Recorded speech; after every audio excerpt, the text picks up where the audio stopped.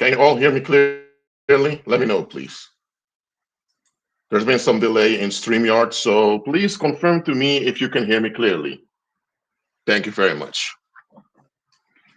Let me close the little window to reduce outside noise from the cars on the roads. All right, that's good. So, can you all hear me clearly? Let me know. I see that Tammy's here. Hi, Tammy. Christopher's here. Diana's here. Demetria's here. That's good. May the rest here also show themselves in live chat. Thank you very much. Chuba's here too. Okay, okay. Now, in today's live stream or class, I want to tell you a prediction I've made about where things are heading in mainly the Western world, but to some extent also outside the Western world. I kind of made this prediction already at the end of 2019, but I want to emphasize now because what I predicted at the end of 2019, I thought it would happen around 2025, 2026, but it happened within the first 2 years at a far faster rate than I ever imagined. So before I do that, let me ask you who was following me already in 2019 and who knows which prediction I'm talking about? Let me know in the live chat if you know which prediction that is. Let me know in the live chat.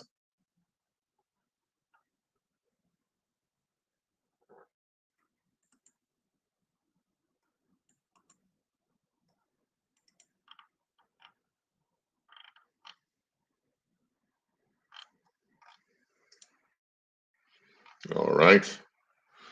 So let me share my screen with you very quickly. I want to mention something first, and that is the following. Okay. All right. Buyer's remorse. Now, I've mentioned buyer's remorse before in another live stream. And buyer's remorse comes down to you made a decision by investing in an outcome, but now you regret the investment you've made. Okay. At the end of 2019, I said I didn't look back which live stream it was. I predicted escalation on a political and societal and financial level in the 2020s, so from 2020 to 2030, and that social unrest would increase and also fraud would increase. I predicted all of that. Well, I thought maybe 2026, maybe later will be a peak of it, but the peak happened in 2020, and it kind of got worse in 2021. All right, but anyway, right now I want to remind you about buyer's remorse. Now, I'm not going too much into it because this relates to capitalism. When let's say there's an expensive car, and they advertise this expensive car on TV. Now you have the money because you work. You don't have the money all at once, but you can pay in installments. So eventually, you decide, you know what, that car is so nice, man. I want that car. You purchase the car. Now you have the car. You have to pay a car insurance. You have to put gas in the car often. Then you realize, hold on a minute, this car is a burden onto me. It's a psychological and financial burden. But now you think, why do I even buy this car? Now, the reason why you bought the car is because you believed that having that car would secure your self-worth. That's why. But a lot of people don't want to go there. That car is a car. So a car needs to be maintained. A car needs gas in it, or today, some cars use electricity, but in general, a lot of cars still use gas. Or you also need to pay car insurance. Sometimes the car may break down. So the fact that it's a car already means there's going to be costs with it. So let's say now you have an advertisement on TV. They show you a car, but they also show you an estimation of how many bills you need to pay for the car And when it comes to insurance, the car breaking down, they tell you how much gas you need to purchase in a year almost. Let's say they would put an advertisement like this out there. Do you think people will be triggered to buy that car if they would just show you the car and all the potential costs with it? Let me know in the live chat. What do you think? If they would put, or maybe not a car, but we're using cars as an example now. If they would advertise a car, they wouldn't use any sexy ladies. They wouldn't use any exciting music. Just show the car and show the potential costs. Do you think that's going to trigger people to buy the car? Let me know in the live chat. What do you think? I'll wait for your answers.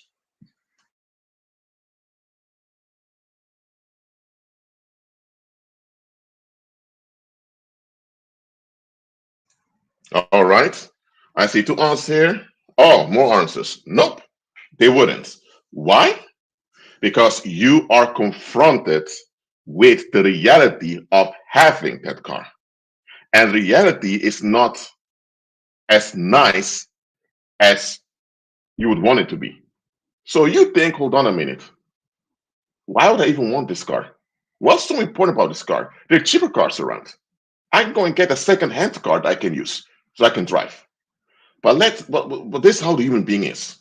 The human being as a social creature, we need social reference. Some people claim, oh, I don't need social reference. I'm not a social creature. I'm just all good by myself. They're lying. All human beings need social reference. That's how we build an identity on a psychological level. Human beings develop identities based on a social reference. For example, you are born in Canada, so you are a Canadian. Or maybe you're born in Canada, but you grew up in let's say, in the Muslim community. So you didn't get along with the culture in Canada. So yes, Canada is a location where you're born, but you identify more with Islam and the Middle East. Why? Because you grew up in that environment and you are socialized in that Muslim environment. Islam is your reference. So that's how your identity is built. Let's say you came from a Catholic family. You were raised Catholic. Okay? Now you are not attending the Catholic Church anymore. You want to stay away from it. But you were shaped by Catholicism. So somewhere in your attitude, you still find Catholic. You see, people can still read out of you in your behavior that you were raised Catholic. So even though you don't want to associate with Catholic Church anymore, you will still be categorized as Catholic, even though you're not a practicing Catholic. And some people may resist that and say, no, I'm not a Catholic, I'm agnostic, I'm atheist. So you associate with movements and with locations and other people. Every human being needs psychological references. Now, that's how the Heavenly Father designed us. Our primary psychological reference, or I could say social reference, should come from the Heavenly Father. A social reference when it relates to you and other people, and psychological reference when it relates to you internally. So your first social and psychological reference comes from the Heavenly Father. Then you have a positive social reference with other people, which will also be a healthy psychological reference. That's why how others think about you tend to affect you. Not only because other people's behavior will affect you, but if people perceive you in a negative or in a low daylight, somewhere you can't say, oh, I have a tough skin. I don't care what people think about me. Listen, every human being, if you encounter someone else thinking low of you, it's going to upset you because you're not designed to deal with that. Absolutely not. So, as human beings, as a species, we all crave an identity that's stable. That's the main psychological need that's unmet in many people. Some attempt to have this ontological security. There's also one way to call it ontological security. Well, I'm not going to use that so many academic terms here. Ontological security simply means that the way you perceive yourself and others around you is stable. That is ontological security. Now, ontological security is the main thing that motivates a lot of people. Because if you don't serve Christ, you have no ontological security. Simple as that. So how does the world chase ontological security? So a stable self-view and a stable reference with other people. They do this by denial and exclusion. That's how the world does it. We deny the fact that we deny the fact that we are vulnerable creatures with multiple bodies and we can't do anything by ourselves apart from the Heavenly Father. We deny that. We just want to escape from challenges in life. That's the modus operandi of the human species. And in its place, we now have idols. An idol is any collective obsession we follow. I didn't say individual obsession, I said collective obsession. Maybe in your community, there's an obsession with, let's say, long hair. So even the men want long hair because they assume having long hair means you're healthy. Now, you have people that are healthy with long hair, but you also have a lot of sick people with long hair. So having long hair in itself does not signify you're healthy. Now, if you're healthy and you have long hair, your hair quality will be good. So good long hair shows you are healthy. But it doesn't mean that having long hair in itself means you're healthy. But let's say in a community, people are obsessed with having long hair. That obsession with long hair in that community is an idol. It's something the public associates with to have a type of ontological security. Do you understand until now what I mean with ontological security? Let me know in the live chat. Do you understand what ontological security means?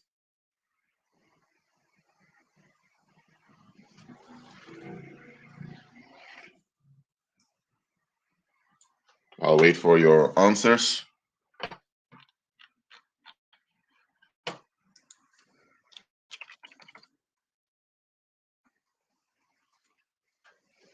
All right. So hold on. Going here a bit. Going to this page quickly, then I'll leave. So ontology refers to the way you relate to your own being and to reality around you. So now, in a community, there may be multiple idols. You have the main idol that people hold on to, you have the sub-idols. So let's say in a community, there's an obsession with a woman being thin. Now, this is an idol that exists in the Western world, that women have to be quite extremely thin. That's the obsession with the body figure for females they have in the West. And they promote this everywhere. Now, this obsession with having women being thin, it will cause stress in a lot of females because that thin figure does not have to be healthy for every woman.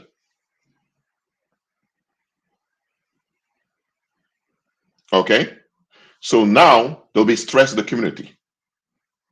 And because the stress in the community now, where the stress is a shock that will hit someone. And likely the stress will hit people that are obese. So now not only do you have an obsession with the wanting women who are thin, now you also have this weird sexual fetish with obese people also going on in the community. And you see that a lot of people have this archetype of the female being thin. You see that in society. But you also see that there is this subculture with a fetish for obese people. You may think those are two separate things that have nothing to do with one another, but you're wrong. The obsession with having every woman thin leads to stress, and the stress is blamed on people who are obese. But now, that anger towards obese people also develops some weird attraction to it. So that obsession with the sexual fetish towards obese people It's a byproduct of this idol, namely, they want every woman to be thin. So idols are a way for a community to have ontological security, means a stable view of yourself and those around you. Now, if you grow up in a middle class household, there already is ontological security established around you. But if you grow up in an impoverished environment, then there is almost no ontological security provided. So because you don't have a stable worldview that's socialized into you, now you are more prone to, to psychological stress, and you're more prone to mental illness or psychological distress. Because you don't have this continual reference and continual validation from the public around you. Because remember, we're social creatures. And look at this. If you have ontological security, you feel more comfortable on the inside, and you are more likely to comply with those around you who share the same worldviews, or because you feel connected to those people.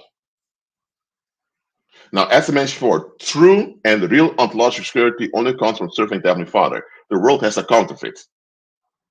And that's what we call idolatry. Just think about it. Why are people bowing down to, for example, a Buddha statue? Or why, for example, in India, do you have so many gods they bring food to? It's a statue over there that human beings built from clay or from rocks, or maybe it's a metal statue, a metal sculpture over there. It's something human hands made. And they put it out there, and people go there and bow down to it. Psychologically, they know very well this sculpture or statue over here cannot do anything for us. It's not a living being. It's not, it cannot hear you. It cannot speak. It cannot move. It can't relate to you. It's just a statue, a piece of rock or a piece of wood that we decorate like this. So why are people going bowing down to it? And why are you offering fruit? You putting all the fruit over there. The fruit is going to rot. It's going to attract flies or rats and all of that. So why are people doing that? There, if you look at it analogically, there's no logical explanation for it because it's not logical. Them going to that statue and bowing down to it together with other people, it generates a sense of internal security in them, and that is what they want. This type of security, you have it freely when you serve the Heavenly Father. But because they don't serve the Heavenly Father, they get the counterfeit by their own bowing down to this statue. But you may say we're sheep, but we don't bow down to statues in the Western world. Well, you may not have literal statues you bow down to, but you have images, ideas, and expectations that you cling onto together with other people. And you think, oh, I'm a moral person with boundaries and principles. Boundaries, principles will touch all of that. Those are concepts society gave onto you. Those are also idols.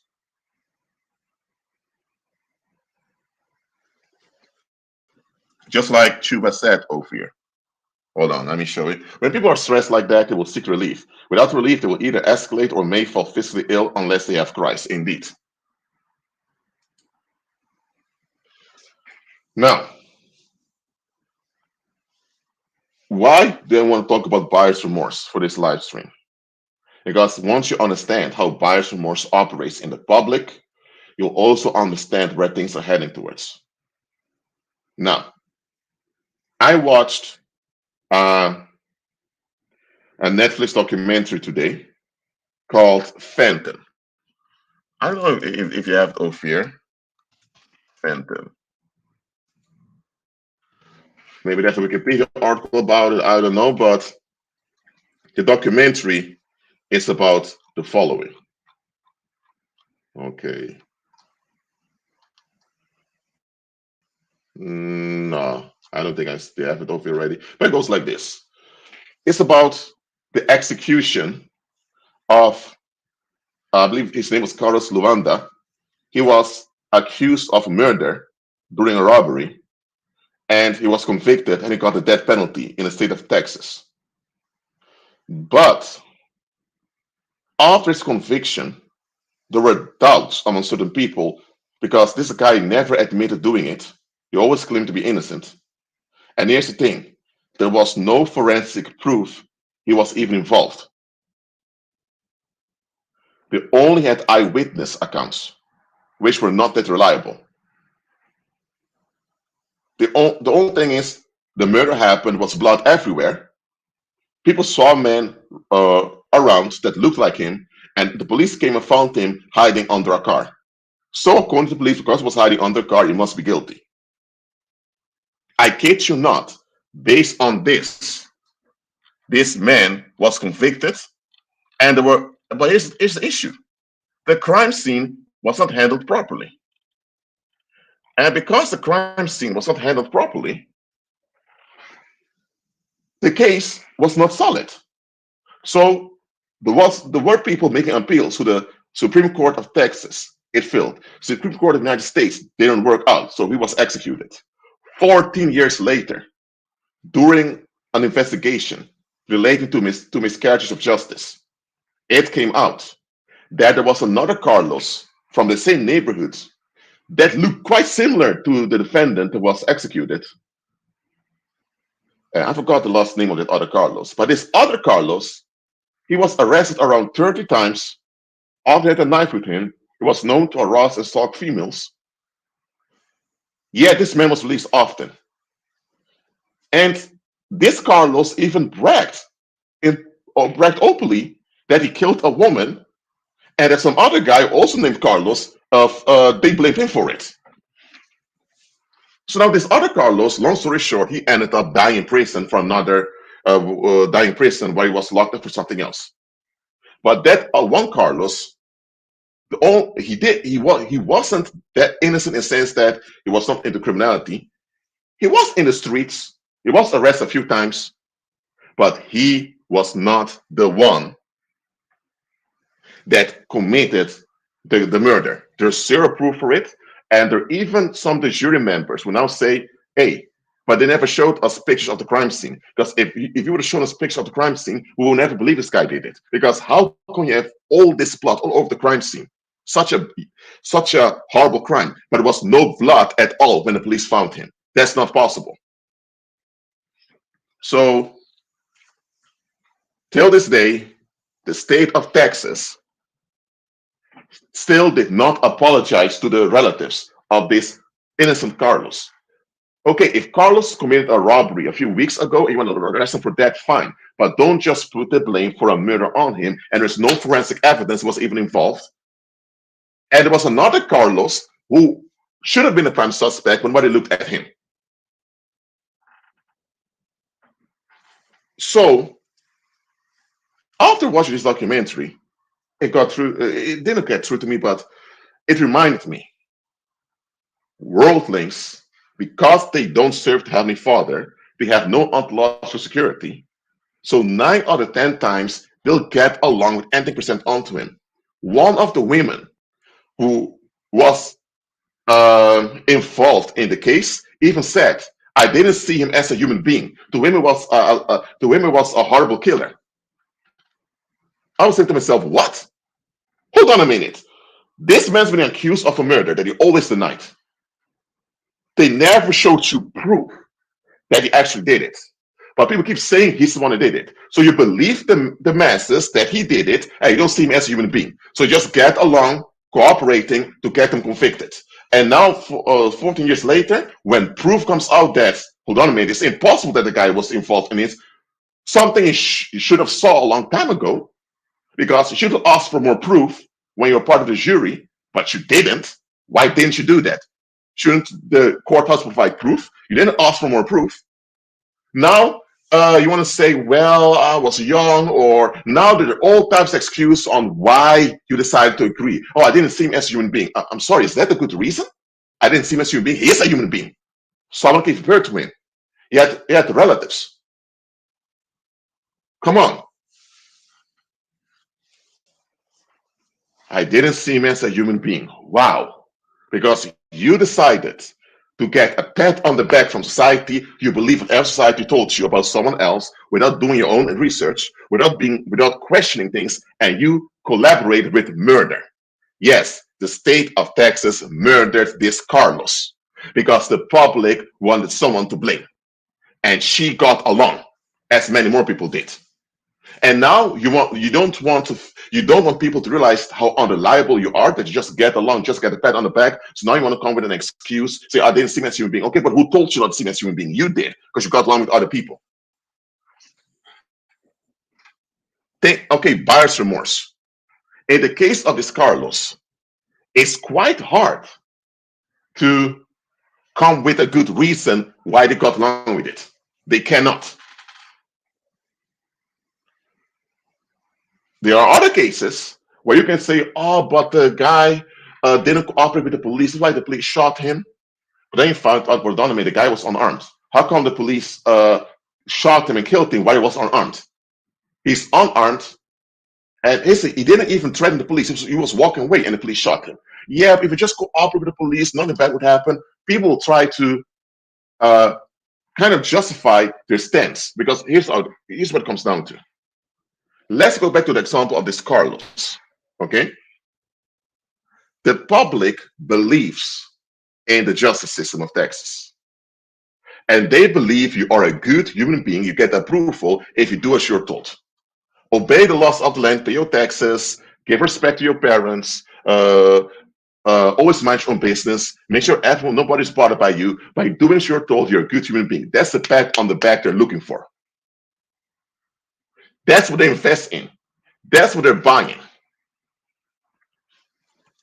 Now, buyer's remorse. Let's look at what purchasing means. Okay, hold on.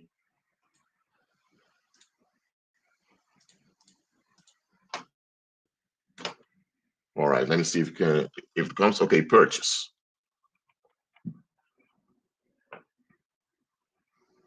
To purchase comes from to follow or to chase, or to chase without relent. Purchase simply means it has an origin to chase without relent. So to continue on it. When you purchase something, you buy it. The act or process of seeking and obtaining something, whether it's properties or whatever. That was obtained in money or its equivalent. Okay? The other way to say, another way to say is you buy something instead of you purchase. Purchase relates to the whole process. To buy, when you buy something, that's the action, you buy it, and to purchase is the process of you obtaining it. So buying is a part of purchasing, but purchasing is not the same as buying. You can also purchase something and you didn't actually pay money for it. But anyway, when you buy something or when you purchase something, you see value in an outcome. Let's say you're thirsty and there they sell some soda or they sell some juice. Because you're thirsty and you want to drink something, you see value in the juice. So you have some money in your pocket, you exchange the money for the juice and you go on. So you see the outcome and you buy it. You want the outcome. Or maybe it's not monetarily, maybe it's not focused on money. Let's say someone tells you, hey, come to the party tonight, it's going to be fun. And because a lot of people keep talking about the party that's coming, you think, you know what? That party that's coming is worth it. So you buy it. You see value in the outcome. So when you buy something, it's something psychological. You see a value in an outcome, and because you perceive value in an outcome, you want the outcome. And when you purchase it, is when you actually do the process to get it. Now, purchasing something is different. The difference between purchasing something and stealing is that when you steal something, you get something without the public's consent. If you purchase it, you have the public's consent. That's it. If I go now to an uninhabited island somewhere near Brazil, and I begin to build a house and occupy the little island, the Brazilian authorities may say, hey, that's illegal because you're not a Brazilian citizen. This we are not in agreement with this. So you trespass, you invaded. But if you go back to the 1500s, when the Portuguese sailed to Brazil, the natives didn't care, and the Portuguese occupied much land. So the difference between purchase and buying, between purchase and stealing, I mean, is that when stealing is when the public doesn't consent with you getting an outcome. When the public consents, that's called purchasing. That's all it is. But anyway, when you buy something, forget about the common use of the word to buy, of the verb to buy. Buying something is psychological. You see value in an outcome. That's why you have buyer's remorse. Buyer's remorse simply means you perceived value in an outcome, but now that you have the outcome, you're not happy with the outcome because when you saw value in the outcome, that was an expectation you had how things would be. But now that you actually have the outcome and things are not how you expect them to be, or maybe they are the way you expect them to be, but there's more coming with it, now you want to get away from it. Now you want to escape the outcome you chase after. Now you want to escape the outcome you invested in. But here's the issue. How are you going to explain that you wanted something so badly, now you don't want it anymore? Now you have to give an explanation to other people, because other people are going to call you out on it. They may say, but Kevin, you were so obsessed with getting that newest iPhone. Now you get the iPhone, now you throw the iPhone away. You paid $1,000 for the iPhone, now you throw it away. What? What happened? And people have a right to know, because if you really want something so much, and then you suddenly throw it all away, that means if you're able to do this with something that relates to yourself, maybe your own finances, you are able to do it with other people. So other people don't want to be treated the same way you treated the iPhone. Other people want to be certain that around you, they won't be rejected or they won't be thrown away. So when there's buyer's remorse, people need some excuse. Now, this is how it goes in society. Let's say there's a political party. Everyone votes for the political party. Let's use America, for example. A lot of people vote for let's say people vote for Obama in 2000, I believe 2012. Let's say in when Obama's first term ended, a lot of people voted for Obama. They expect an outcome come from Obama. The outcome didn't come. Now, 4 years later, they're gonna escape saying, "Man, we made a mistake because Obama deceived us." Not to put all the blame on Obama. Oh, we can now vote for between Hillary Clinton and Trump. You know what? Let's try Trump this time. They got Trump, and now some thoughts, let's bring Trump again. Oh, Trump didn't win. Oh crap! What now?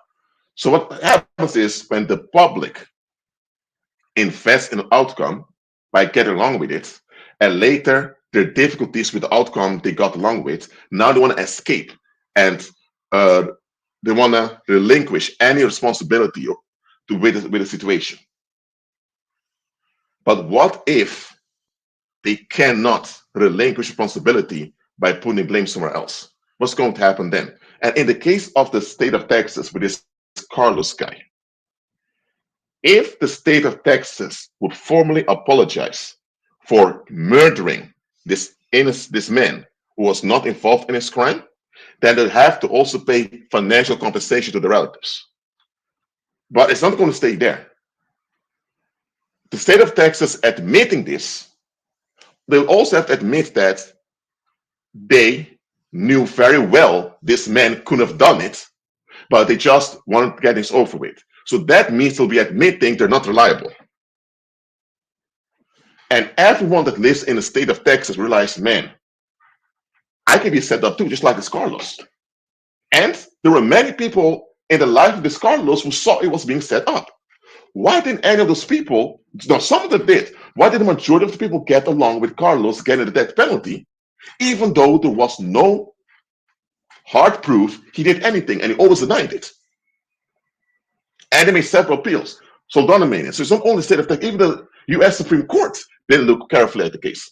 Based on the fact that the crime scene was contaminated by the police, and based on the fact there was blood everywhere on the crime scene, and no blood on the defendant at all, and there was no forensic proof that linked him to the crime scene, that alone should have caused us, the judge in Texas say, okay, we overturn this conviction. We need to do this case again. the Supreme Court of Texas should have done that. It shouldn't even have reached the US Supreme Court. So if the state of Texas would apologize formally, the reputation as a justice system is gone. Because then everyone's going to think, okay, but if this happened with Carlos and he actually went so far and he got killed, how many more people did the same thing happen to? Oh, and by the way, I read today, a black man from the United States was released from prison after 38 years because he was convicted for a murder that he did not commit. 38 years. Such things keep coming out. Now, anytime a justice system has to admit they went along with public pressure to catch a bad guy, anytime this happens, they lose the trust of the public.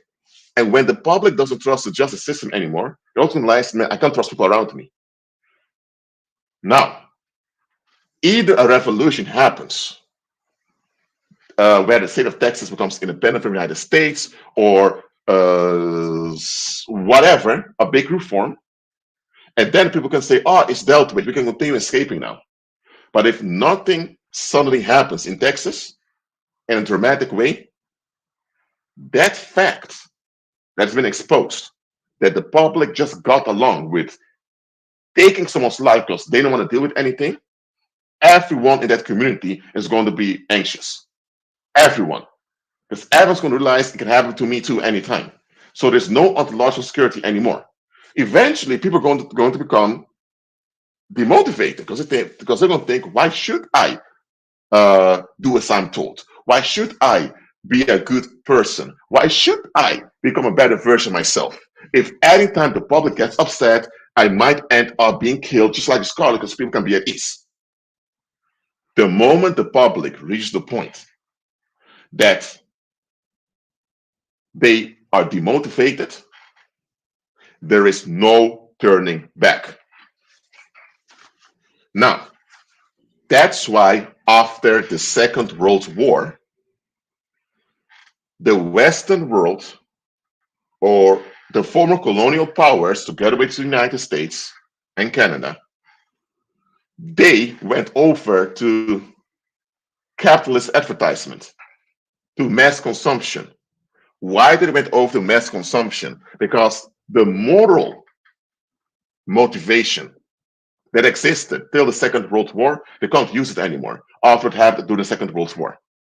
That failure to stop Nazi Germany before they went loose, because there were so many red flags about the Nazi Party and Nazi Germany, but the Western world got along with Nazi Germany perfectly fine.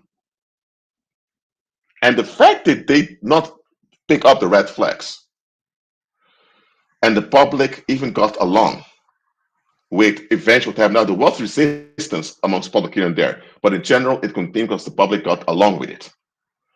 So the public could not say anymore, oh, we're good people, we're this and that. Oh, those bad things only happened there in the colonies in Africa, where they're not that civilized.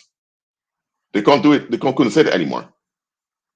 So, to avoid having to face what happened in the Second World War, yet this mass consumption being introduced, this mass consumerism, and the TV helped spreading it. That's where you got reality shows, MTV.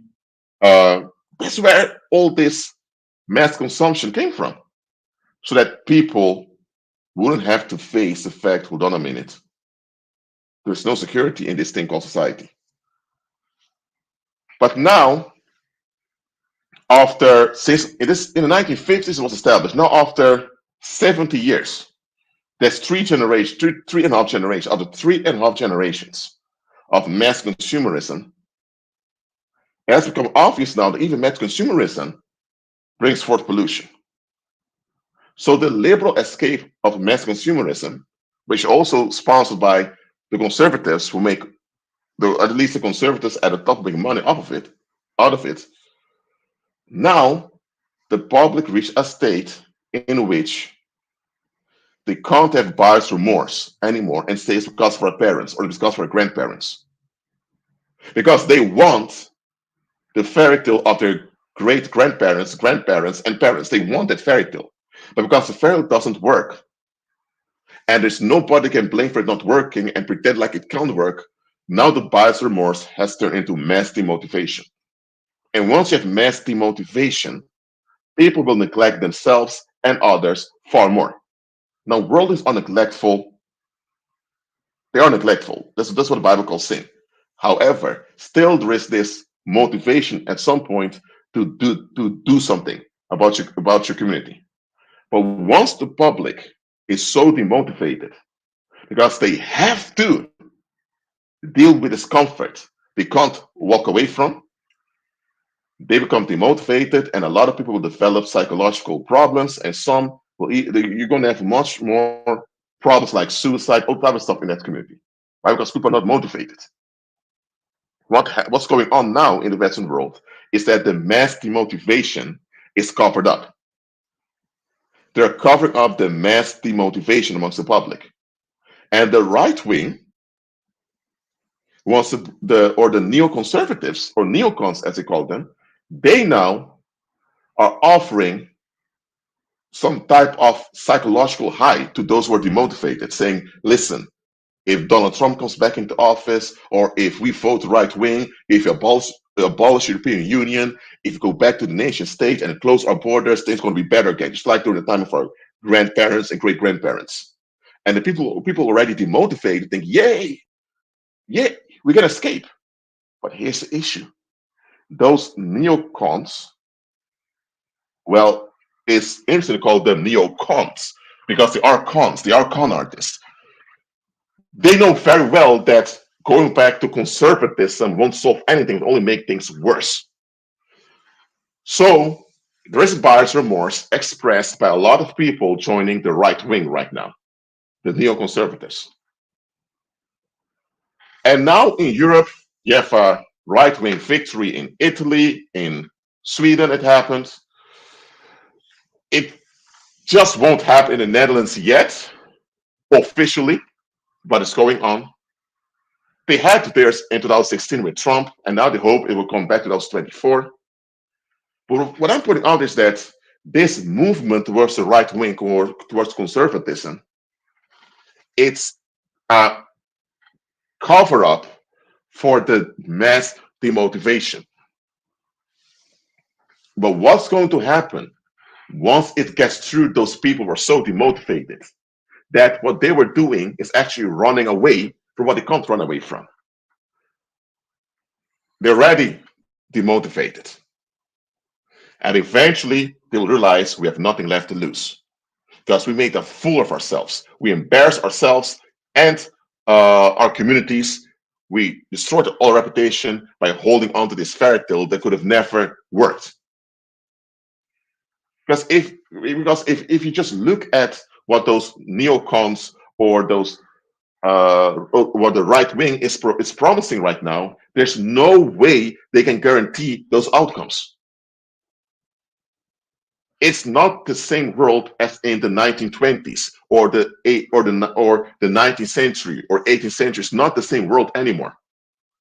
Today, with the internet, with social media, and with instant communication, it's not possible to just cover up public failure and people continue like nothing happens, because that's what conservatism is about. It's about denying and covering up public failure and blaming it on the victims. That's what conservatism does. In practice, liberals tend to give agency to the victims, but they don't offer actual solutions because they don't have solutions. And by doing that, they kind of keep the victim blaming in check. That's what liberals do. But now neither liberals nor the conservatives can sustain this anymore that goes on. It's not sustainable. So eventually, this sacrificial crisis that goes on right now is going to lead to minor purges here and there. By the way, this is a prediction. It's not a prophecy God gave to me. Okay? It's a prediction. It's a psychic probability I picked up. Now, I hope I'm eventually proven wrong and it doesn't happen, but based on human history and how things are going now, I think it's likely to happen. I'm not saying it's going to happen in your face in every corner of every street. But what is going to happen, I predict, is that just like in the movie The Purge, or in the Purge movies, you had the public going crazy, escalating in the open. You're going to have this locally. You won't have it nationwide. So you won't go to CNN to the or to Fox News and see Americans all over America stabbing, looting, screaming in the streets just like that. But you may see it happening there in Chicago, there in San Francisco, there in New York. But it's going to be covered up, of course. The public is already demotivated. For over a generation, they're demotivated. But they can't hide the demotivation anymore. That's why since 2015, there's been this kind of explosion of right-wing populism. Some even say things as, well, Hitler was not really such a bad guy. There were some good things in Nazi Germany. Some people even want to go back to so-called good old days. Some even begin to praise the Nazis almost. I don't take autonomy in it. In 2014 and before, if you would have even suggested that the Nazis were not such bad guys, anti-Semitism, you would have been shut down by society. But now there are a lot of people saying things like that on the internet and not shut down. That shows you the public is desperate because they're so demotivated. Now, the one way to get out of the motivation is by recognizing Christ and be renewed in your mind, and then you're actually motivated for life because you're sustained psychologically by the Heavenly Father, which also means that you'll have safer people around you. But because people want to keep escaping, but there is no way they can sustain this mechanism of escape because society anymore, eventually they're just going to explode here and there, purge here and there. So that is what I foresee is about to happen later this decade. Now, what do we do about it as believers? We can't prevent it from happening we can't prevent it from happening. What we can do is be ahead of it. So we know that this escalation is going to get worse and worse because they have no sacrificial system that works for the public, for the worldlings, I mean. So because the sacrificial system does not work, that's why they're going to escalate here and there. So now we know there's going to be more unsafe places on the earth soon. There's going to be more satanic movements going around involving a lot of graphic violence and bloodshed also. What we do is we accept that, okay, this is how it's going to be. We don't approve of it. We don't endorse it. We accept this is how it's going to happen factually. And we're going to be ahead of it. We will focus now on being spiritually strong in the faith. Learn how to set peace ahead of you. Learn how to dominate circumstance around you by using the resurrection power of Christ. And we make sure we develop better ties with fellow believers in agreement with Christ. We fellowship more often so that when all these things unfold, we are far ahead and safe. Then people in the world are going to see, you know what, there's safety, real safety there with those believers. You know what? We need to recognize Christ. This is how we need to do it. But right now, a lot of believers keep going to church. And church keeps telling about revival, but no revival is coming. By the way, there is a revival in the world. It's a revival of this longing for blood sacrifice. What goes on in the world now is that the public wants victims again. That's the revival that goes on. And they're not even embarrassed nor ashamed of it. They don't even apologize. They just want victims. They demand victims. Now they're channeling this desire through those right-wing politicians. Soon, when the right-wing politicians can't deliver the victims they're craving, they're going to link to the victims themselves. And listen, the only way for us to be safe on the earth as believers is by walking in the resurrection power. Simple as that. There's going to be a time period on the earth, and it's going to last till Jesus comes back, that you're either in agreement with Christ and then you're safe, or Any tragedy can haunt you anytime, just like that. Till now, in the world, the liberal escapes worked, and a lot of people could get away escaping. Well, that toxicity of escaping, there's no way they can sustain it anymore.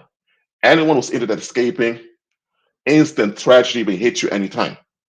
So the only way to be safe is by agreeing with Christ. What you are going to notice is that a lot of people don't want to move on from escaping, despite seeing that believers are safe. So they begin to drain and vampirize believers. And that's why right now many of you are being cleansed by the Heavenly Father. That's why the Heavenly Father is having block parties right now, banning people from you. The Heavenly Father removed those people from you because He knows very well, very soon, when things are going down in the world, or as the same word, when shit hits the fan and things get really dirty and ugly, those same people are going to vampirize and drain you to escape. And you won't even notice they're doing it. So that's why ahead of time, the Heavenly Father began to evict them from your life. Yes, just like Triple said, finding things will be harder and harder. And here's another thing. People are also too divided in order to unify against the victims also. So this is the apocalypse, or the Armageddon that the Bible talks about. Armageddon simply means when the scapegoat mechanism of the world finally crashes worldwide without being able to rejuvenate itself.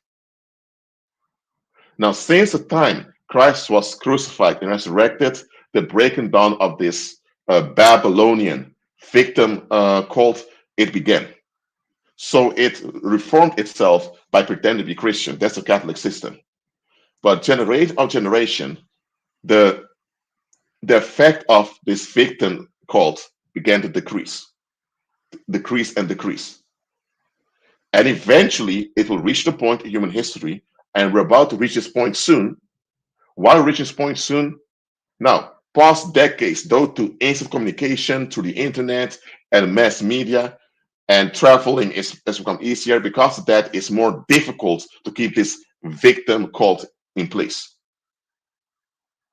Yes, the world is a victim cult. That's what the world is, where the public gets ease at the expense of the victims.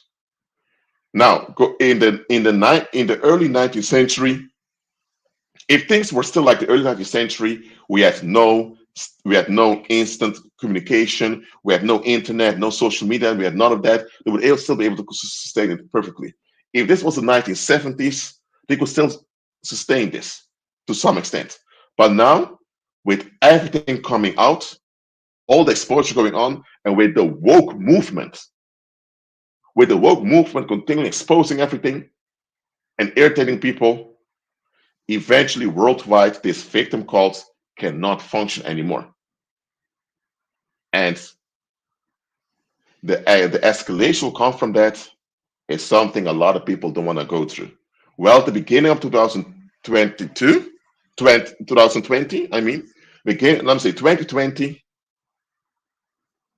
was a sudden collapse that happened that accelerated the collapse of this victim cult called the world. 2022 is now becoming obvious to people that going back to the old normal is not possible anymore.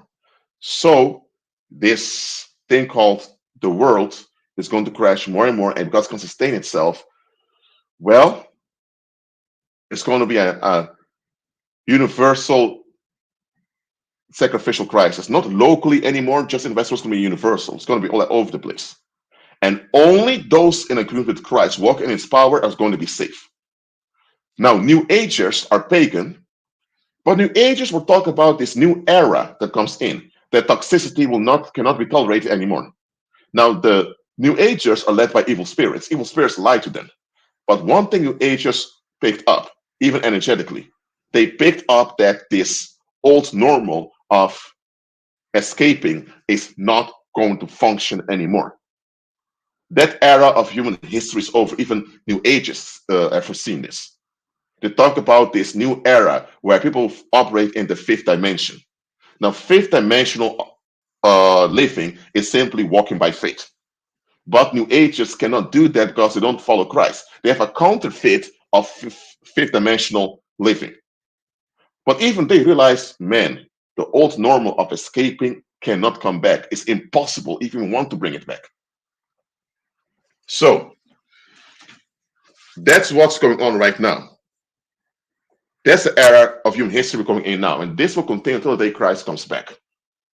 So if you had any fairy tale that things are going back to 2019 or before, I'm sorry, it's not going to. It's not going to. So walk in the resurrection power. That is what we need. So I hope this is clear to you all. And this is a prediction that I had to share with you. Now, in my prediction, I foresee this actual collapse happening later in this decade. That's what I foresee. But again, I may be wrong and it happens earlier. Or maybe a bit later. I don't know. And there's another thing there's another psychic probability I foresaw. Again, I can be proven wrong. If I'm proven wrong, there's nothing wrong with that. But I foresee, and this for the United States of America, I foresee by June next year, 2023, there's going to be a lot of sex scandals, a lot of sexual crime coming out, angering the public United States, and that's going to lead to a lot of unrest, enormous unrest. That's what I foresee. And I also foresee, and I sense a sensation of emptiness and abandonment with Canada. I spoke to a believer from Canada about this earlier. I pick up some abandonment and emptiness when it comes to Canada. I still haven't figured out what it is, but that's what I pick up. And for Britain, well, it's already happening. The crash is happening. It's going to get worse. But United States, next year, June 2023, again, this is not a prophecy. It's not God told me anything. It's something I picked up. It's something I predict. I hope I'm wrong, but okay, if it happens, it may happen in June as I foresaw, or maybe a bit later, or maybe earlier, I don't know, but just realize I don't pick up so many positive vibes from the United States. And from Canada, there's some scary abandonment and emptiness that I pick up from that country. But we'll see what happens next year. Okay? It can be that believers intervene and it doesn't happen the way I foresaw it, but maybe it will happen earlier. I don't know. Again, when there's a psychic probability, as I said in an early live stream, you check what you can do about it. And if it's something big, you inform fellow believers about it. Again, it's not a prophecy. It's a probability. It's a prediction. All right? So, are there any questions about the topic and the prediction I made in this live stream? Please let me know now. Let me know in the live chat.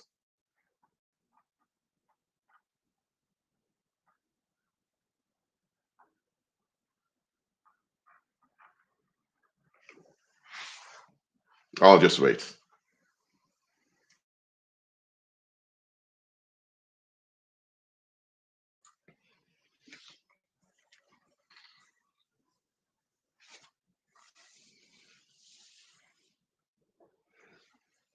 Or maybe you have some remarks, or maybe you pick something up also. You can share it now.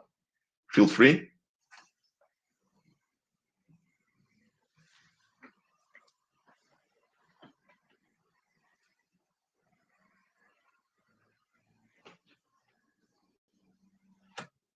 I'll just wait for another minute if I don't get any.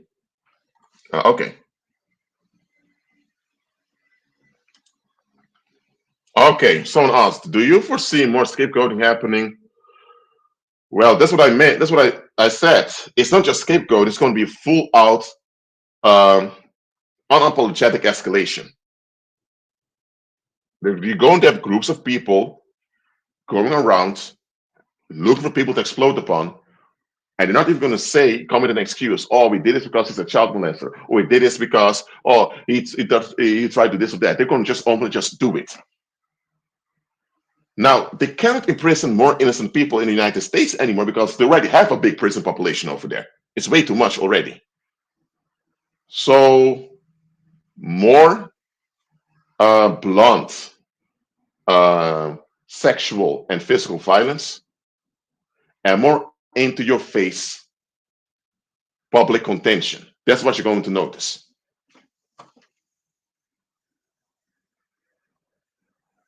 Thanks, Dion. Thanks, Dion. This was made at an anime convention a while back. So let's see if there are any other questions over here or remarks. Let me know. Okay, I'll wait for another minute.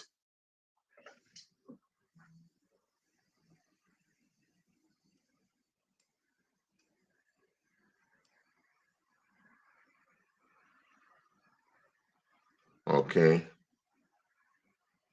Um,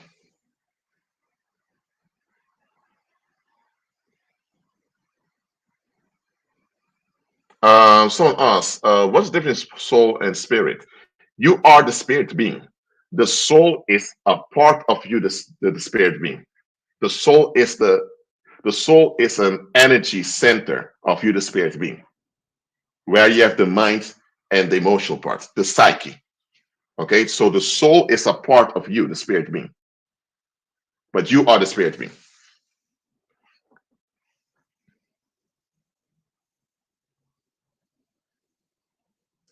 Okay, someone asked, do you think that in the coming days we should be less vocal about our faith and let God tell us when to minister on someone?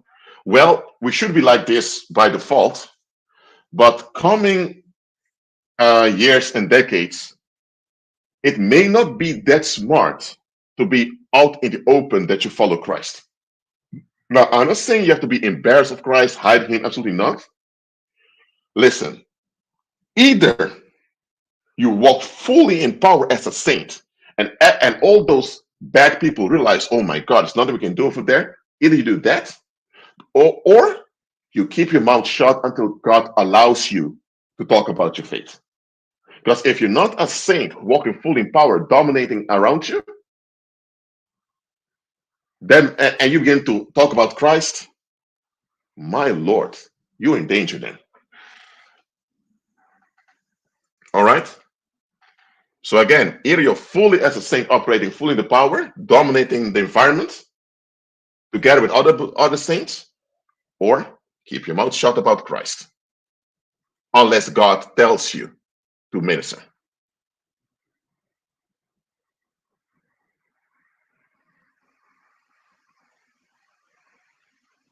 Can everyone please pray for Walborg, please? Thank you very much. Amen. All right. Okay. Any more questions or remarks? I'll wait for another minute. If I get none, I'll close on the live stream.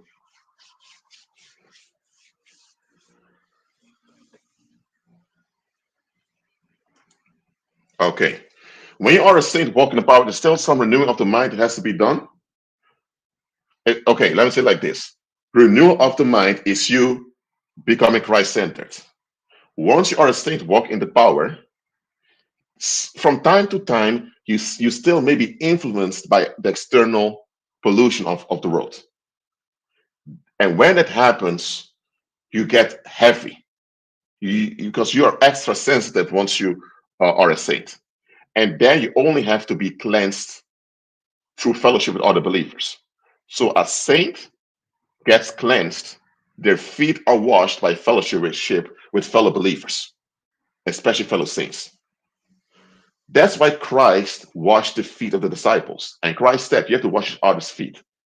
It's symbolic for during his lifetime, you will encounter pollution that will shock you or slow you down.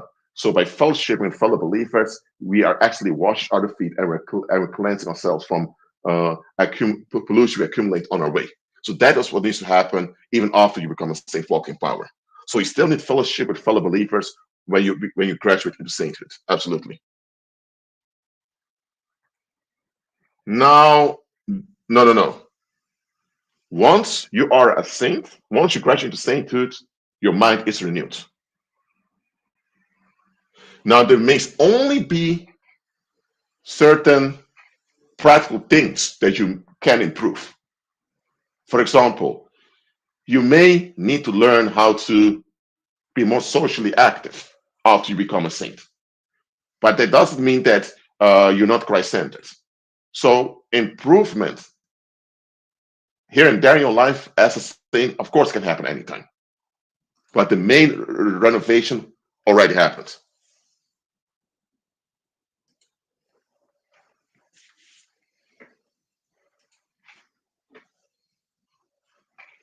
So these live streams are one way to wash your feet. That's why I keep doing them. Christ said we need to wash his artist's feet. So why aren't we doing it? It wasn't talking about a literal feet that we need to wash them, even though you just wash your own feet on a daily basis by showering, whatever.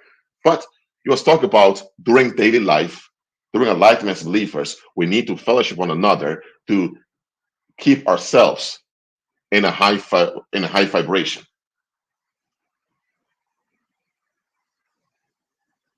That's why we can't afford to be unequally yoked with unbelievers. We can't afford that.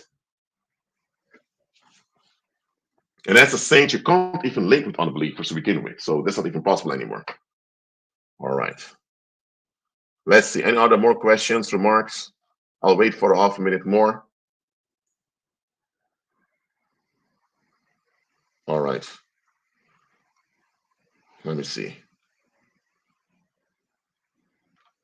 So understand, coming decades. I don't know when Christ comes back. I don't know when the Father knows. Just listen.